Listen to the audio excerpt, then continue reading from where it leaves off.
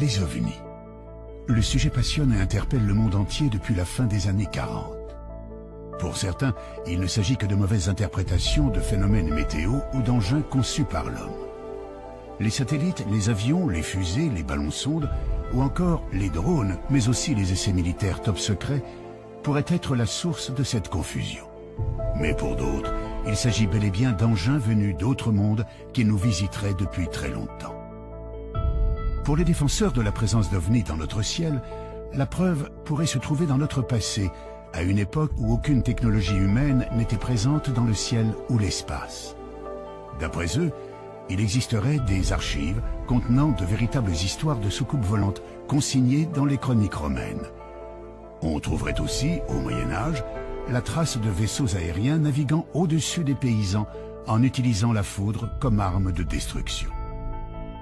Les chroniques de la Renaissance foisonneraient de rapports faisant état de fabuleuses apparitions dans le ciel.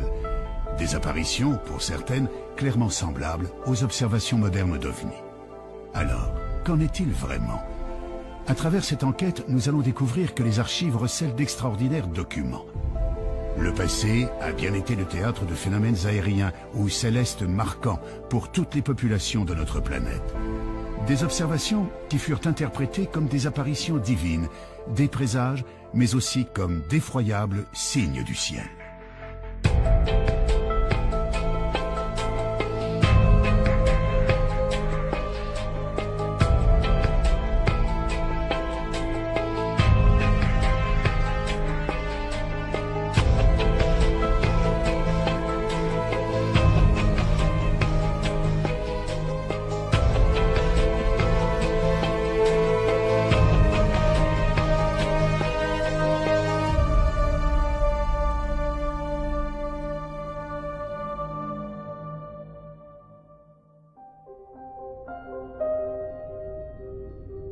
D'après les astronomes, l'univers compte autant d'étoiles que de grains de sable sur notre planète. Certains pensent qu'il y a probablement des millions de mondes habitables et peut-être des planètes où vivraient des êtres intelligents, voire des civilisations supérieures à la nôtre. Serait-il possible que ces êtres soient déjà venus jusqu'à nous? La plupart des spécialistes des ovnis en sont convaincus. L'un d'entre eux, le journaliste Jean-Claude Bourret, est un précurseur dans ce domaine. Depuis maintenant près de 40 ans, il enquête d'une manière rigoureuse sur le sujet. Même s'il a pu étudier des centaines de dossiers concernant les ovnis, il n'a jamais été le témoin direct d'une observation. Je me suis trouvé confronté à un objet volant non identifié par l'intermédiaire d'une dépêche de l'agence France Presse, qui est l'une des 4 grandes agences de presse internationales, en 1973. Cette AFP racontait l'affaire de Turin. Sur l'aéroport de Turin, le radar civil et le radar militaire avaient détecté un objet volant non identifié en plein jour. Cet ovni avait été photographié par un photographe de presse professionnel, avait été observé par 3 équipages d'avions, poursuivi par un équipage d'avion et photographié par ce photographe de presse professionnel qui était là tout à fait par hasard et qui a vu l'ovni, l'a photographié et qui a vu l'ovni avec des milliers d'autres témoins. Donc je me suis dit, mais là on a un cas absolument extraordinaire qui est toujours inexpliqué aujourd'hui. Voilà comment je me suis intéressé aux ovnis. Des témoignages, des photographies ou des vidéos, il en existe aujourd'hui des milliers. Mais quelle que soit l'affaire, le doute persiste toujours.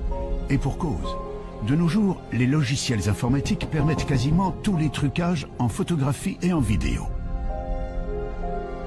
En imaginant que des centaines de témoins relatent la même observation, prennent des photos sous divers angles et qu'au même moment des radars enregistrent des données précises, les sceptiques argumenteront notamment qu'il pourrait s'agir là d'essais militaires d'engins top secrets.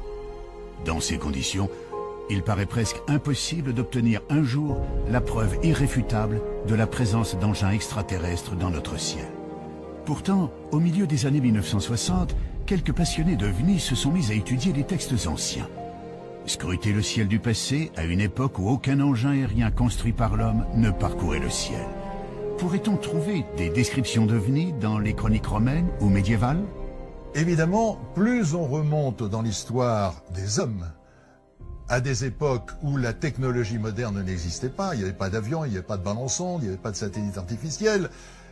Quand les gens font des descriptions d'objets volants non identifiés, qu'ils n'appellent pas évidemment ovnis à l'époque, mais les signes mystérieux ou épouvantables ou effrayants vus dans le ciel, là on est bien obligé de dire qu'est-ce qu'ils ont vu. Quand on voit Pline le Jeune, qui au IIe siècle voit arriver au-dessus d'un champ de bataille en plein jour ce qu'il appelle un bouclier ardent, c'est-à-dire un bouclier qui brûle, et on voit bien ce que c'est qu'un bouclier, hein, c'est quelque chose de rond comme ça. Le champ de bataille s'arrête instantanément parce que c'est un signe du ciel. Chaque camp dit « Ah ben Dieu est avec nous puisqu'il nous envoie un signe ». Et puis le bouclier reprend sa course et chacun commence à continuer à sortir son épée et à tailler l'autre en pièces en disant « Dieu est avec nous ». Alors c'est quoi au IIe siècle après Jésus-Christ? C'est un satellite artificiel, c'est un ballon-sonde, c'est un hélicoptère, c'est les phares d'atterrissage d'un avion. Et on se rend compte que toute l'histoire des hommes est jalonnée par des signes mystérieux, extraordinaires, qui pour moi sont la preuve que nos ancêtres, évidemment aussi, ont vu des objets volants non identifiés. On parle d'objets volants, de phénomènes aériens. Ce qui peut surprendre, c'est qu'à notre époque, une grande partie de la population associe ces apparitions à des visiteurs extraterrestres et non pas aux dieux ou à des manifestations diaboliques comme ce fut le cas dans le passé. Si l'homme d'aujourd'hui pense à des visiteurs venus d'ailleurs, c'est que notre connaissance de l'univers a beaucoup changé. Il y a 140 milliards de soleils dans notre galaxie. On le sait maintenant. Avant, on disait entre 100 et 200 milliards. Maintenant, avec les télescopes qu'on a lancés, on sait qu'il y a 140 milliards. Et on sait depuis 1994 que pratiquement chaque étoile entraîne un cortège de planètes qui tournent autour d'elle.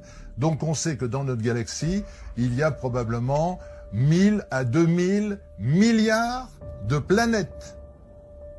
Donc même si vous prenez une hypothèse faible en imaginant que la vie ne peut naître que sur une planète sur 100, une planète sur 1000, une planète sur 1 million, une planète sur 1 milliard, ça fait encore des centaines, des milliers, des dizaines de milliers de planètes habitées dans notre galaxie. Et il y a un nombre infini de galaxies. Donc, j'ai la certitude que nous ne sommes pas seuls dans l'univers. J'ai la certitude que dans l'échelle des intelligences, nous sommes au bas de l'échelle. Nous sommes des primates, nous sommes des primitifs, nous sommes des singes à peine évolués. Et une civilisation qui aurait ne serait-ce que 1000 ans ou 2000 ans d'avance, ce qui n'est rien, parce qu'il peut y avoir des civilisations qui ont des milliards d'avance par rapport à nous, elle se manifesterait à nous sous une forme magique. Une forme magique, comme une lumière étrange, une apparition prodigieuse. Parmi les nombreuses vidéos d'OVNI, il en existe quelques-unes dont la source a pu être vérifiée, comme celle que vous allez découvrir. Nous sommes en septembre 2012. En cette fin d'après-midi, une équipe de tournage s'affaire à filmer à Zutphen, en Moselle, les évolutions de parapente et de paramoteurs dans le ciel.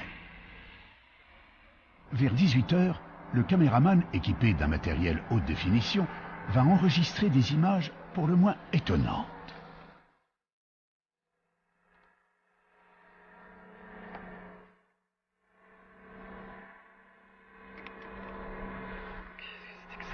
C'est quoi ce que tu fais?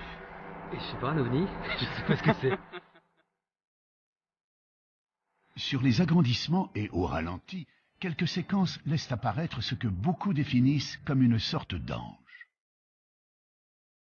Il est facile d'imaginer que si cette étonnante observation avait eu lieu quelques siècles auparavant, la plupart des gens l'auraient perçue comme une apparition divine. Il faut d'ailleurs noter que les références à des phénomènes étranges dans le ciel se retrouvent dans toutes les religions. Certaines des descriptions bibliques pourraient d'ailleurs laisser penser à des observations d'OVNI. Si vous prenez un livre qui est reconnu par tout le monde, le Pentateuque, reconnu par les Juifs, par les chrétiens, par les musulmans, vous avez le livre du prophète Ézéchiel. Eh bien, j'incite les téléspectateurs à prendre une Bible, s'ils en ont une chez eux, à lire la première page du livre du prophète Ézéchiel. Que dit Ézéchiel? Il dit « Et je vis des visions divines, et voici que quelque chose descend du ciel, brillant comme de l'airain luisant, et voici une roue sur la terre, comme si une roue eût été au milieu d'une autre roue, avec des yeux tout autour de la jante de la roue qui est immense, on dirait avec des hublots. Et voici des animaux qui descendent des roues, c'est-à-dire des êtres vivants, mais qui ne sont pas des êtres humains et qu'Ézéchiel appelle des animaux. Et les roues se déplacent et vont là où l'esprit des animaux veut qu'ils aillent. Donc, c'est piloté, c'est clairement écrit dans la Bible. Donc là, nous sommes 500 ans avant la naissance du Christ.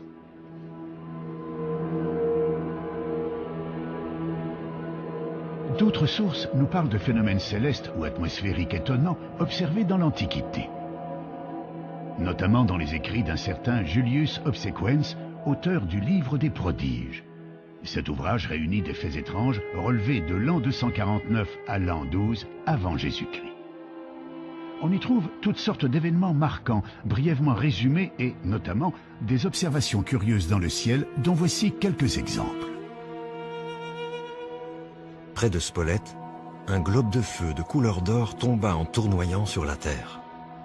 Ayant ensuite augmenté de volume, il s'éleva dans les airs et, porté vers l'Orient, il couvrit l'étendue du soleil. On vit à Tarquinium une torche ardente sillonner l'étendue et tomber soudain. Au coucher du soleil, un corps semblable à un bouclier ardent fut aperçu, se dirigeant de l'Occident vers l'Orient. On vit comme des armes et des javelots s'élever de terre avec un grand bruit et se diriger vers le ciel. Comment expliquer ces mystérieuses observations relevées par plusieurs chroniqueurs romains? Yannis Delianis, historien, diplômé d'une maîtrise en archéologie à l'université de la Sorbonne, étudie ces textes anciens où les références à des phénomènes célestes ou météorologiques inexpliqués ne sont pas rares. Les Romains nous parlent de poutres enflammées qui traversent le ciel.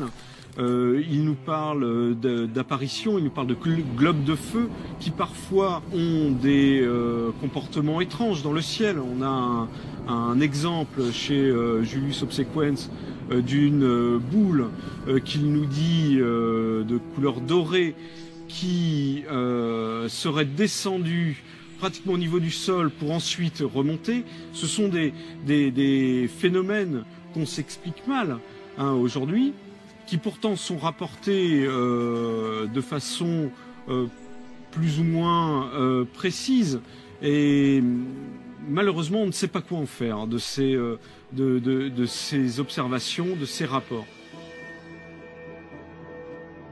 S'il est possible que certaines de ces descriptions, comme les torches ardentes, les poutres enflammées ou les étoiles chevelues, citées dans les chroniques romaines, peuvent se rattacher à l'observation des météorites ou des comètes, il paraît plus difficile d'expliquer la vision d'une boule dorée se posant puis remontant vers le ciel ou d'un bouclier ardent parcourant l'horizon. Quand on parle d'un bouclier, est-ce qu'on implique que l'objet est lui-même métallique, comme on peut le voir pour certains témoignages de soucoupes volantes?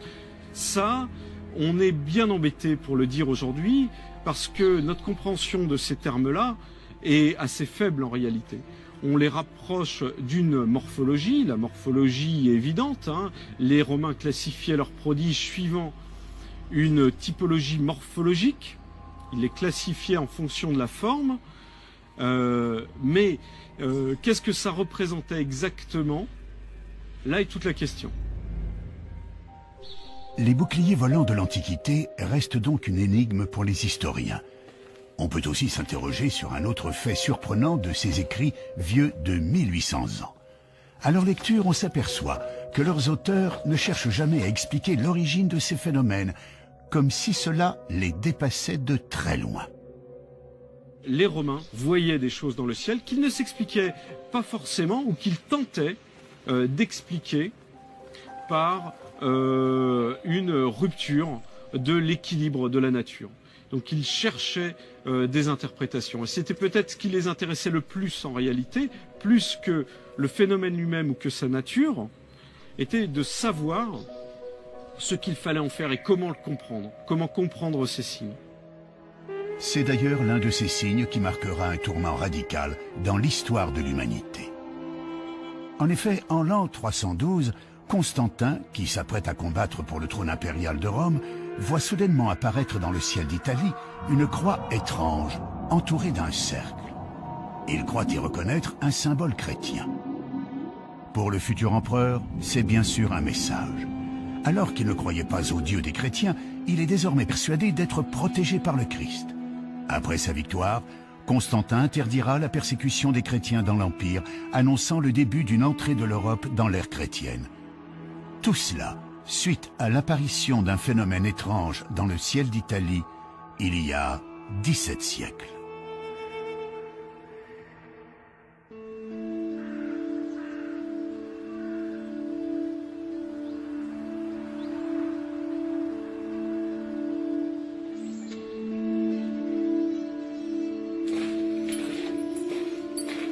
Saint-Jacques-des-Arrêts. Ce petit village du Beaujolais est connu pour son église, la seule au monde à abriter un tableau reconnu officiellement comme représentant très clairement des ovnis, une œuvre du peintre Jean Fusaro. C'est celui-ci.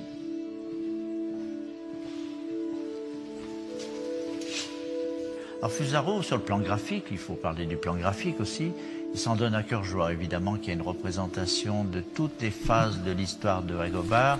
C'est tempestaire, le blé, le monde rural, la ruralité. Il y a même un petit hameau beaujolais, là, derrière la croix, en bas, là.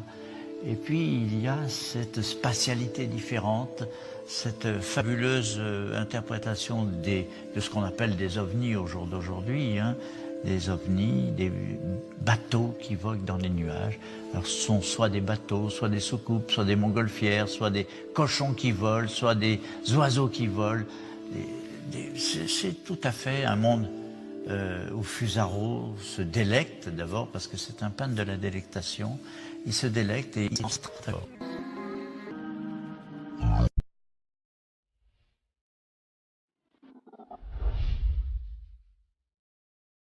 Les Romains nous parlent de poutres enflammées qui traversent le ciel. Ils nous parlent d'apparitions, ils nous parlent de globes de feu qui parfois ont des comportements étranges dans le ciel.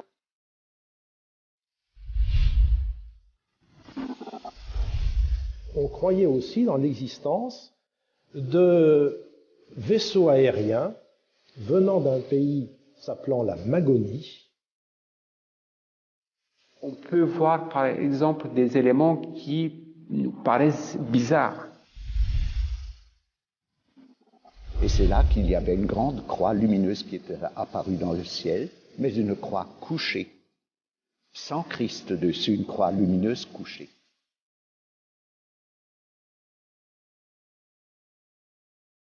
Il y a énormément de phénomènes lumineux dans l'atmosphère qui s'interprètent assez facilement. Puis il y a des choses plus... Alors c'est quoi au IIe siècle après Jésus-Christ? C'est un satellite artificiel? C'est un ballon-sonde? C'est un hélicoptère? Et on se rend compte que toute l'histoire des hommes est jalonnée par des signes mystérieux, extraordinaires. Souvent, on n'a pas compris, on ne sait pas, mais ça nous encourage à continuer. Mais on n'a pas la réponse à tout.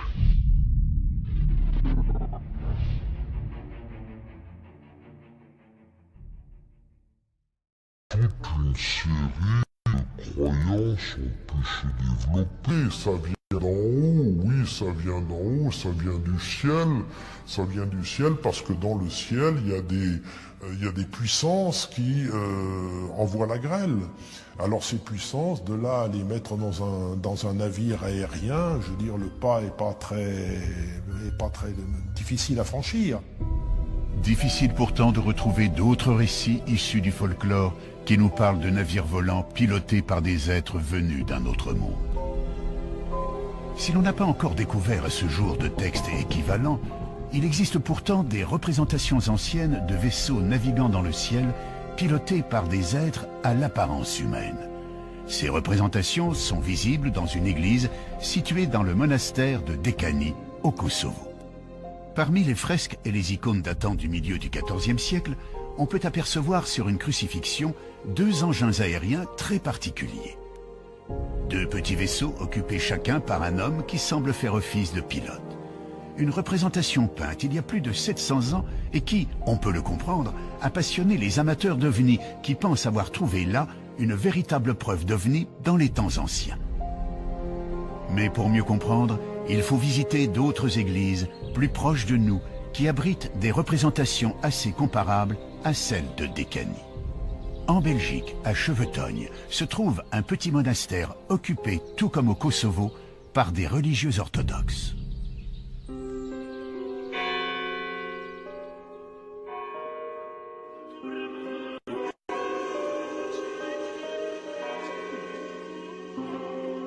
On peut y voir là aussi des fresques représentant des sortes de nefs volantes occupées par des formes humaines. On retrouve également des formes assez similaires aux vaisseaux de Décanie, des peintures représentant des objets aériens semblant parcourir le ciel et dans lesquels on perçoit des visages humains. Se pourrait-il que nous soyons là en présence d'une certaine symbolique religieuse? Il faut comprendre que dans l'iconographie orthodoxe, on est très sensible au texte biblique. Donc chaque fois qu'il y a une image qu'on voit, cette image, on voit au texte biblique. La fresque de Décanie concerne la crucifixion. Si l'on suit les évangiles, il est mentionné à plusieurs reprises que les ténèbres tombèrent sur Jérusalem de midi à 3 heures le jour de la crucifixion. Pour beaucoup, il s'agirait d'une éclipse. C'est donc pour symboliser cette éclipse que les artistes de Décanie ou de Chevetogne auraient fait figurer une lune et un soleil incarnés de chaque côté de la croix. Mais dans l'Église orthodoxe, cette représentation est plutôt rare. On a un cadre, donc il y a des règles strictes pour peindre tel ou tel saint ou telle scène biblique. Et on a des livres où c'est écrit avec beaucoup de précision. Pour telle scène, il faut faire ça, il faut faire ça, il faut faire ça. Donc, s'il y a des icônes ou des fresques où on peut voir, par exemple, des éléments qui nous paraissent bizarres, peut-être il faut se poser la question qui a réalisé cette fresque. Est-ce que c'est un vrai iconographe ou c'est un artiste qui a mis en jeu sa fantaisie?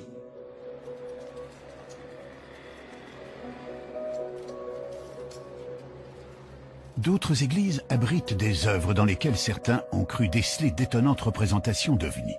C'est le cas de la collégiale Notre-Dame de Beaune. Des tapisseries monumentales datant du XVe siècle sont exposées dans le chœur de l'église. Les personnages, les paysages, les châteaux et même les nuages sont représentés d'une manière assez réaliste pour l'époque. On y perçoit surtout, figurant dans le ciel à 2 reprises, des objets sombres, ressemblant très clairement à ce que l'on nommerait aujourd'hui des soucoupes volantes. Serait-on là face à une volonté des artistes de l'époque de faire figurer une observation particulière dans le ciel du XVe siècle? La réponse à cette énigme se trouve en fait dans l'histoire même des tapisseries. Il faut remonter au commanditaire, au financeur de cette œuvre. Or, il se trouve que l'un des généreux donateurs était le cardinal Jean Rollin. Un cardinal que les artistes de l'époque, pour une raison que l'on ignore, n'ont pas pu représenter physiquement sur les tapisseries. Alors, pour le remercier, ils ont tout simplement fait broder sa coiffe, le symbole de son rang, autrement dit son chapeau, au-dessus de tous les autres personnages. Une explication difficilement contestable, même si certains avancent le fait qu'un chapeau de cardinal est toujours représenté en rouge et surtout pas en noir. Il s'avère donc très périlleux de chercher des preuves de l'existence des ovnis dans les peintures, les fresques ou les broderies des siècles passés. Cependant, un travail de recherche dans les archives pourrait permettre de dénicher des cas de phénomènes inexplicables dans le ciel de nos ancêtres.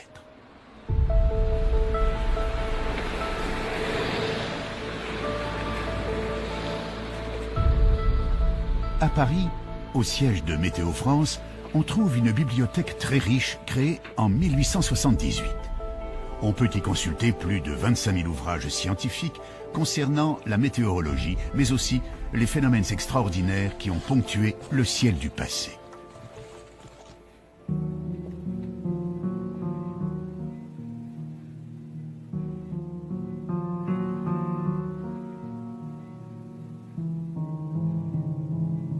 On a la chance d'avoir une bibliothèque qui est très riche et ancienne. On a des livres à partir du XVIe siècle. Et donc on peut retracer un peu comme ça toute l'histoire des connaissances sur l'atmosphère. Et on retrouve dans ces livres les premiers, par exemple, les premières observations de gloire qui avaient été faites au XVIe siècle par Bouguer lors d'un voyage en Amérique du Sud pour mesurer le méridien de la Terre. Donc, disons, il y a des livres sur les aurores boréales aussi qui datent du XVIIe siècle, qui sont, enfin, tous ces phénomènes fascinent les hommes depuis extrêmement longtemps. L'un des plus anciens ouvrages conservés est un livre rare, souvent cité en référence par les ufologues, le Prodigorium Chronicon de Conrad Lycosthenes, un ouvrage du XVIe siècle en parfait état de conservation. Le livre de Lycosthenes, c'est un livre en latin, c'est le livre des prodiges, qui a été édité en 1557 et qui est une chronique depuis la création, depuis le début, d'un ensemble de phénomènes extraordinaires. Alors ces phénomènes extraordinaires peuvent concerner les animaux, alors, ce sont des animaux avec deux têtes, mais dans la plupart des cas, ce sont des phénomènes naturels. Donc il y a un grand nombre d'inondations, justement de parélie, de halos. Il y a énormément de phénomènes lumineux dans l'atmosphère qui s'interprètent assez facilement. Puis il y a des choses plus...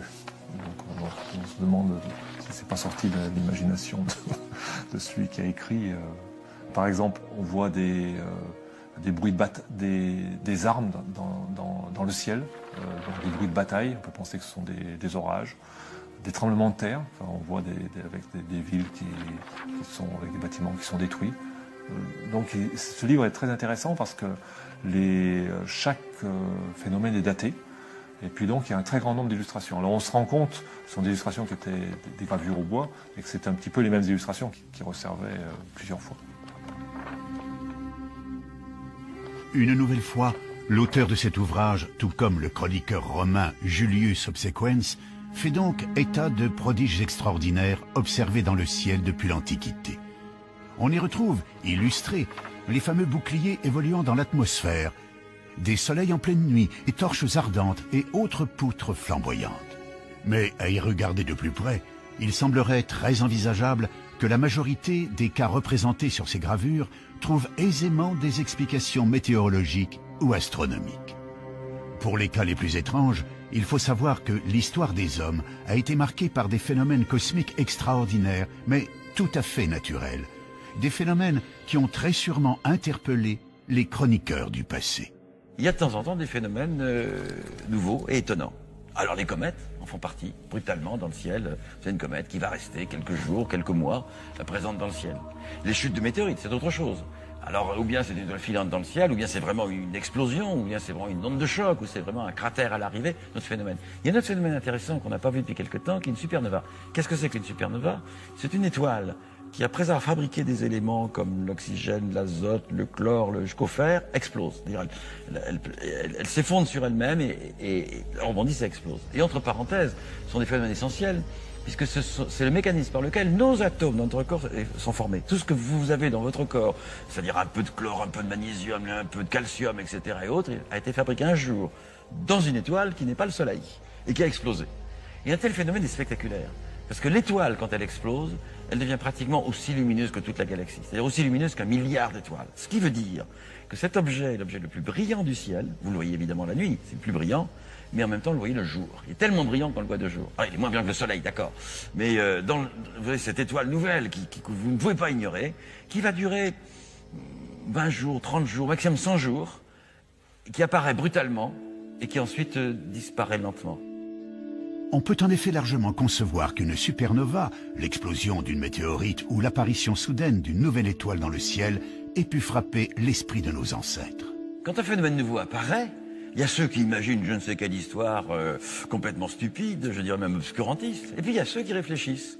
Et il y a déjà plus de 2000 ans, Lucrèce, qui observait les comètes comme ses contemporains, s'était dit « je ne comprends pas ce que c'est que les comètes, mais si on étudie ce phénomène, et si on réfléchit, on le comprendra. Et un jour viendra où nous comprendrons ce qu'est ce phénomène, qui est un phénomène naturel, probablement. Vous voyez ce que disait Lucrèce il y a 2000 ans. Puis en même temps, certains écrivaient je ne sais quelles histoires rocambolesques sur le sujet. Si de nombreux phénomènes astronomiques étaient connus et étudiés dans l'Antiquité, il semble pourtant que les Grecs comme les Romains aient été les témoins de curieuses apparitions. Que pensent les astronomes d'aujourd'hui de ces boucliers ardents ou du cas de ce globe doré qui remontait vers le ciel? Ce genre de phénomène, ça se rattache à ce qu'on appelle la fragilité des témoignages humains. C'est-à-dire, en gros, quand vous assistez à quelque chose, n'importe quoi, un accident, un phénomène, et on vous demande de témoigner. Eh bien, en fait, ce qui se passe, c'est que vous avez vu, votre cerveau l'interprète. Et votre cerveau l'interprète en fonction de son éducation. Et donc, on a fait cette expérience une fois à Nice, je me souviens, à l'Observatoire de Nice, où le 3e étage d'une fusée soviétique retombait dans la Méditerranée. Et on a dit aux gens, décrivez-nous ce que vous avez vu. Et les gens racontaient leur imagination. Certains, ils mettaient des hublots dans la fusée en question, certains, ils racontaient les bandes dessinées qu'ils avaient vues, ce qu'on avait raconté à côté. Autrement dit, le témoignage humain est relatif à l'éducation que vous avez eue.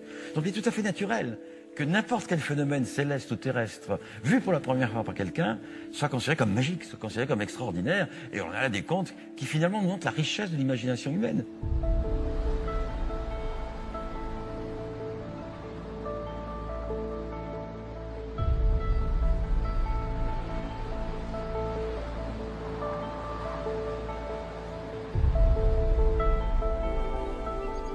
La ville de Nice détient justement un document qui a enflammé l'imagination de nombreux ufologues.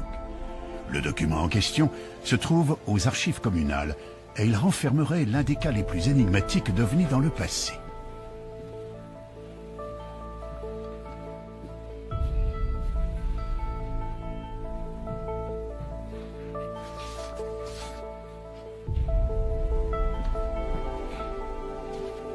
Un petit livret intitulé « Discours des terribles et épouvantables signes apparus sur la mer de Gênes » nous dévoile plusieurs histoires se déroulant en août 1608. Cette année-là, la population aurait été témoin de nombreux prodiges autour de la Méditerranée, notamment en Italie, où les habitants de Gênes furent terrorisés par l'arrivée subite de 3 chars aux carrosses extraordinaires sur le port de la ville. Des chars tirés par des figures de feu, d'où sortaient des hommes dont le corps semblait en partie recouvert d'écailles. Ces hommes sont décrits comme ayant des serpents volants entortillés autour du bras qui sautaient hors de la mer en poussant des cris effroyables. L'auteur nous signale que des gens seraient morts de terreur devant ce spectacle épouvantable et que le Seigneur des lieux aurait ordonné qu'on tire plus de 800 coups de canon contre ces incroyables engins qui n'en furent nullement effrayés. Face à un texte de cette nature, il est assez compréhensible que certains puissent y voir une véritable scène de science-fiction en plein XVIIe siècle. Ce document, il apparaît en 1608. Il fait partie de toute cette littérature de prodiges qui est très florissante au XVIIe siècle. Et c'est ce qu'on appelle un canard. Un canard, c'est un petit pamphlet d'environ 8 pages qui relate des événements prodigieux, ce qu'on appelle à l'époque des signes effroyables, des signes épouvantables, suivant les termes utilisés à l'époque. S'il y avait beaucoup de journaux, de canards dans ce genre à l'époque, se pourrait-il qu'il existe d'autres documents, d'autres sources qui fassent mention de cet événement? Dans le cas précis de ce canard et de cet événement, qui est quand même un événement qui a duré 15 jours, qui a certainement marqué les esprits, eh bien cet événement, curieusement, ne se retrouve pas dans d'autres documents à Gênes. On n'a aucune chronique aucune chronique génoise qui parle de cet événement, et c'est fort curieux. C'est fort curieux parce que certainement cela implique que l'événement n'a pas eu lieu. Encore une fois, l'imagination débordante des humains serait-elle à l'œuvre? Durant ses recherches, Yanis Delianis a pu mettre la main sur des gravures datées du XVIIe siècle. On y voit des représentations de navires étrangement décorés, tirés par des sortes de dragons et entourés de personnages mi-hommes, mi-poissons, tenant dans leurs mains ce qu'on pourrait prendre pour des serpents volants. Le nombre de points communs semble donc important entre le texte sur les épouvantables signes sur la mer de Gênes et ces gravures qui datent, tout comme le canard, de 1608. On retrouve à cette époque-là, en novembre 1608, se passe un événement important à Florence.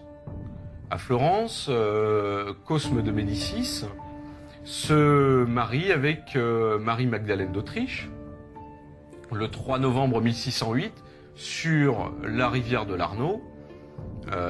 Se monte pour célébrer ce mariage une grande fête nautique basée sur les argonautiques d'Apollonius de Rhodes, et on retrouve dans les textes nous décrivant cet événement-là, ces festivités, beaucoup d'éléments qui rappellent les apparitions telles qu'elles sont décrites dans le Canard.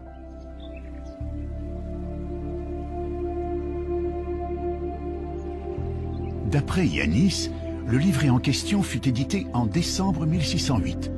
Mais pourquoi l'auteur du feuillet sur les épouvantables signes situerait l'événement en août 1608 et non pas en novembre?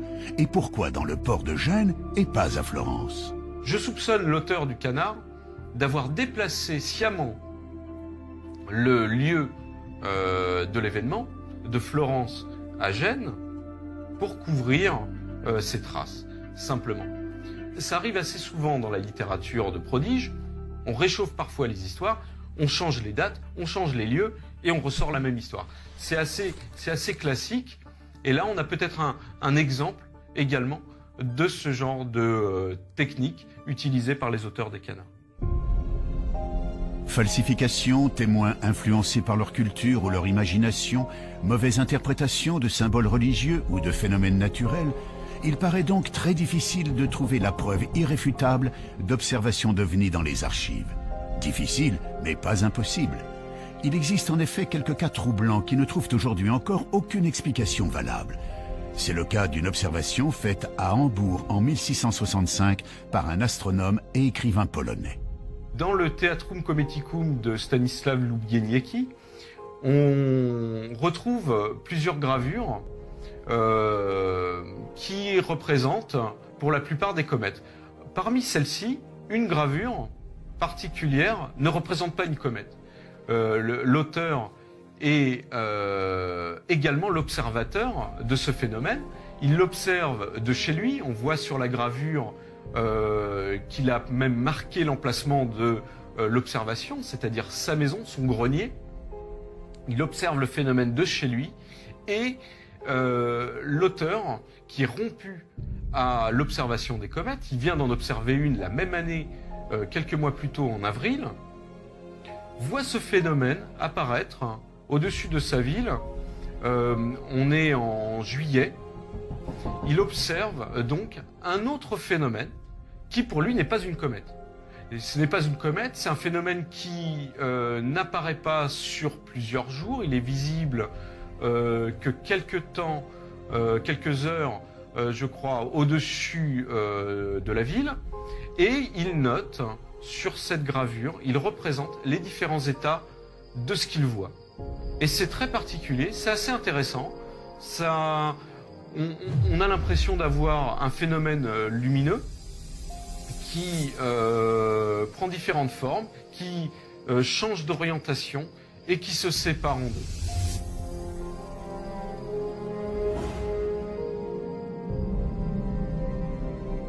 Difficile cette fois de remettre ce témoignage en cause ou d'y trouver une explication naturelle connue.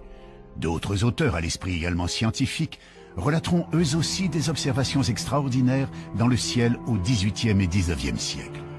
On peut par exemple découvrir dans un traité de météorologie paru en Belgique en 1837 l'étrange spectacle qui eut lieu dans le ciel des Pays-Bas durant l'été 1812.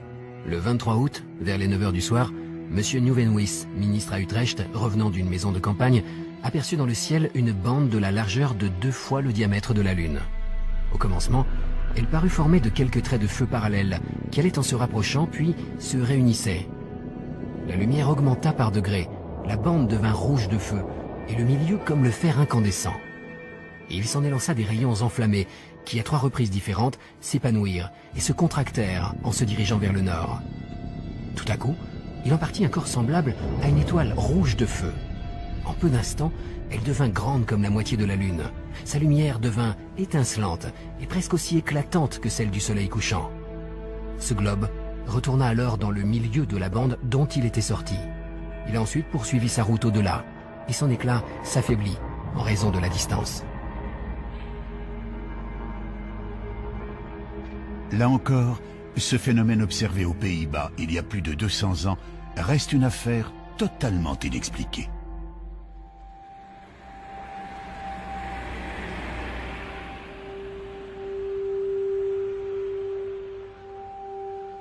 Un autre cas très différent s'est déroulé à peu près à la même époque sur la commune de Migné, située à quelques kilomètres de Poitiers. Le 17 décembre 1826, en fin d'après-midi, plus de 2000 personnes étaient réunies pour la plantation d'une nouvelle croix de mission devant l'église. Le prêtre était en train de faire son sermon, évoquant l'apparition de la croix de Constantin au IVe siècle, quand soudain est apparue dans le ciel, au-dessus des personnes réunies, une croix couchée de plus de 40 mètres de long, lumineuse, d'une couleur grise rosée, dont les contours étaient parfaitement nets.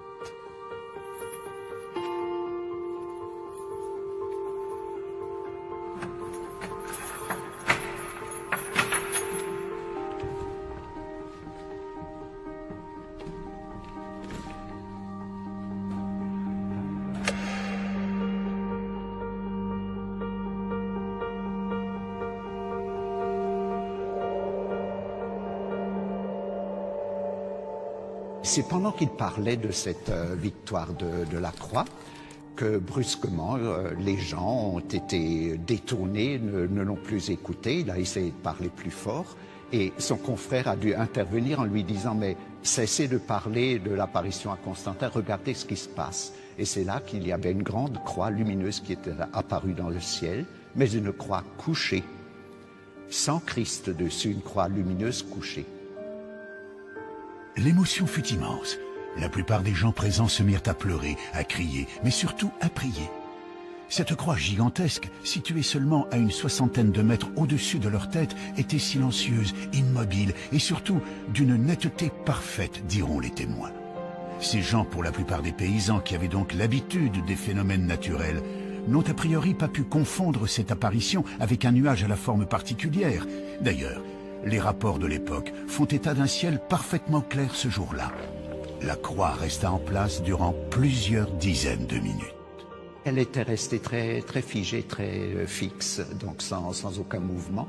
Et elle a disparu parce qu'après le prédicateur, évidemment, il avait perdu l'attention de ses fidèles. Il ne lui restait plus qu'une chose, il a essayé d'entonner le chant « Vive Jésus, vive sa croix » qu'on chantait lors de ces plantations de croix. Mais ça n'a pas trop bien marché, les gens étaient trop perturbés par cette croix apparue pour pouvoir chanter. Alors, de guerre lasse, il a fait rentrer les gens dans l'église pour rendre grâce à Dieu. Et comme ça, dans l'église, il pensait avoir nouveau son peuple en main, le peuple qui lui échappait à l'extérieur. Une petite partie des gens présents n'avaient pas pu rentrer dans l'église. Certains étaient restés à l'extérieur. Quelques personnes ont donc encore pu observer plus longuement cette croix aux particularités si étonnantes. Il y a même le témoignage d'une dame qui est citée dans la commission d'enquête, qui repartait et qui par le haut, donc en montant, puisque nous sommes un peu dans le creux, et qui a les collines d'alentour, qu'elle voyait encore la croix couchée, donc en partant tout de suite pendant que les gens allaient dans l'église, elle la voyait encore de haut, à peu près à sa hauteur. Si l'on résume, il ne paraît pas envisageable que cette population ait pu faire face à un phénomène météorologique connu. Peu probable également de trouver une explication du côté de l'astronomie. Reste l'hypothèse d'un canular, une théorie qui a aussi eu quelques adeptes peu après l'apparition. Certains avançaient qu'il était possible d'obtenir un résultat similaire en installant une croix de bois léger sur un système de câbles tendus sur des centaines de mètres. Donc vous avez pu vous-même voir que ce n'était guère possible des câbles parce que c'est quand même très éloigné et puis les collines ne sont pas élevées à ce point-là que des câbles auraient pu supporter une croix. Non, l'autre c'était la théorie du cerf-volant, donc qu'apporte ce témoin qui voudrait absolument dire qu'elle n'ait pas eu lieu. Mais là aussi le maire de Migné lui a envoyé une lettre officielle, d'ailleurs qui est publiée, l'invitant à venir sur place à faire son montage de cerf-volant pour montrer que ce serait possible, mais finalement il ne s'est jamais présenté et donc Il faut également admettre que si cette apparition n'était qu'une escroquerie conçue par un petit groupe, l'opération aurait nécessité un bon nombre de complices. La croix en question faisant tout de même plus de 40 mètres de long. Difficile de ne pas être vu et de rester discret pour installer un tel monument à 60 mètres de haut sur une place publique en plein jour. De plus, les années passant, personne n'a jamais avoué avoir participé à une telle action. Enfin, si des gens d'église avaient organisé et créé de toutes pièces cette apparition dans un but de propagande, ils auraient utilisé leur propre code, respecté le dogme catholique. Or, la croix qui est apparue dans le ciel de Migné en 1826 est dans le sens contraire au rite chrétien. L'évêque a fait, quand il a fait reconstruire l'église pour garder un souvenir de l'apparition, il l'a fait reconstruire en la retournant en quelque sorte à l'endroit exact où est apparue la croix. C'est pour cette raison que l'église actuelle, donc puisqu'on a rajouté le chœur et le transept, est tournée vers l'ouest, donc en sens inverse de toutes les autres églises. Donc pour moi, c'est plutôt un signe que de sortir, d'aller vers le monde, de regarder en avant. Cette histoire de la croix de Migné reste aujourd'hui encore classée dans la catégorie des apparitions divines, tout comme la croix apparue à Constantin, ou les nombreux prodiges observés à toutes les époques de l'histoire humaine. Nous l'avons vu, une très grande partie des cas décrits par les ufologues comme étant des preuves de l'existence des ovnis dans le passé peuvent trouver des explications rationnelles. Mais une chose est certaine, les archives contiennent bien des cas d'observation de phénomènes extraordinaires et inexpliqués dans le ciel du passé. Toutes les civilisations qui furent témoins de ces prodigieuses apparitions y ont perçu un signe interprété comme magique ou divin. Aujourd'hui, à notre tour, nous interprétons ces signes en y voyant la présence de technologies venues d'autres planètes. Une croyance qui nous permettrait d'accréditer la thèse selon laquelle nous rentrerons un jour en contact avec une civilisation plus évoluée que la nôtre. Pour certains adeptes de la théorie extraterrestre, à travers les signes, les apparitions ou les prodiges du passé, les ovnis n'ont jamais cessé de nous envoyer un signal. Le signal magique de la présence d'autres civilisations dans l'univers. Mais ces civilisations auraient-elles vraiment un intérêt à communiquer avec nous ? Est-ce qu'on communique avec la civilisation des fourmis? Est-ce qu'on communique avec la civilisation des abeilles?